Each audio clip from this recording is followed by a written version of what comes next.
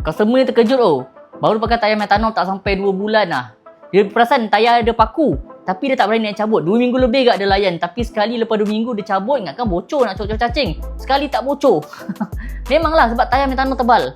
So bila langgar paku kebaikan yang saiz yang kebanyakan yang selalu cocok tayar kita tengah jalan tu, memang kemungkinan untuk bocor tu agak kurang melainkan kalau paku terlalu panjang aku tak boleh nak buat apa kan, paku skru apa semua kan. Kat sini aku tunjukkan perbezaan dia lah. Okey, ini biasa paku yang langgar kat jalan ni, biasa skru cover set yang panjang-panjang yang tajam tu kan.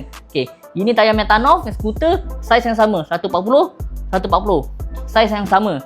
Tak percaya aku try tebuk. Dua ni pakai skru yang sama. Ini tayar skuter biasa.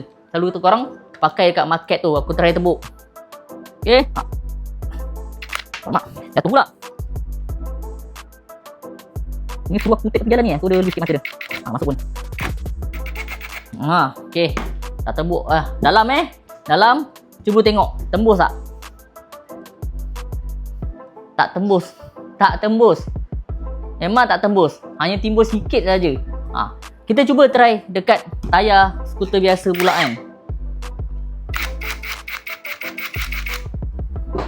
Okay, right. Kita cuba. Ui, panas pula skru ni. Sebab getah kan. Tengok. Habis lebih kurang tadi condition dia. Tengok dalam. Tembus tak? Ui, jauh beza di sana. Nampak pelubang habis sampai terkeluar. Bocor.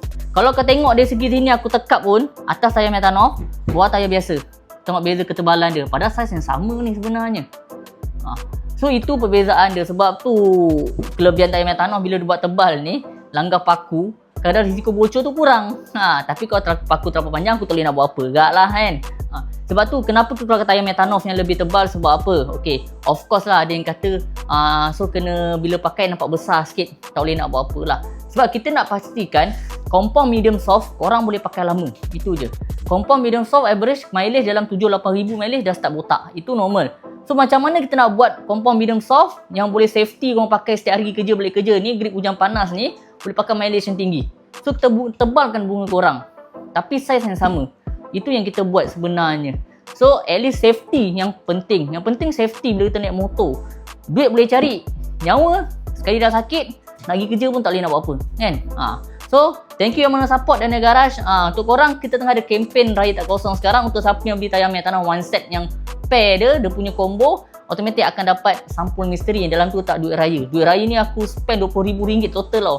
Ini kita pecah dalam sampul raya random. Ada dapat RM100, ada dapat RM50.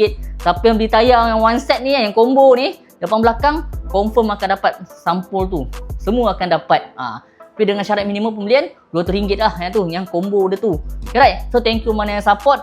So kita jumpa lagi.